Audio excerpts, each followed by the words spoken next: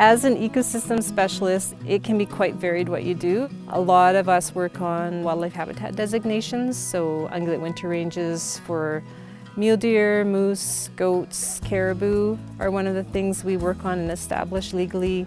Fishery-sensitive watersheds is another one. Wildlife habitat areas for species at risk are regionally important. They've got some hair sampling sites out for grizzly bear set up right now while the kokanee are running. You can get a population estimate. But then what we do as the ecosystem or habitat biologists is we look at these concentration areas and we can put some of our designations on them, like a wildlife habitat area. That's where you actually get success in what you're doing, is when you have those really diverse, active teams that get you to that better solution in the end, and that's what I really enjoy. And the neat thing about the solutions we get to is they affect what's happening on the land base.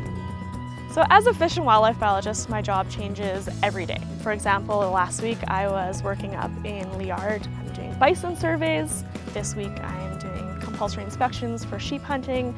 The week after I might be writing reports about those surveys. Our purpose is to go out on the landscape and make connections between what's actually happening and then relate that to regulations or quantifying, getting that information down on paper as a baseline for science. I knew that I would be working with different game species. I had no idea how much I would be involved being able to run flight surveys right away with the help of my supervisor. That definitely surprised me, how much opportunity there is to grow within a short period of time here.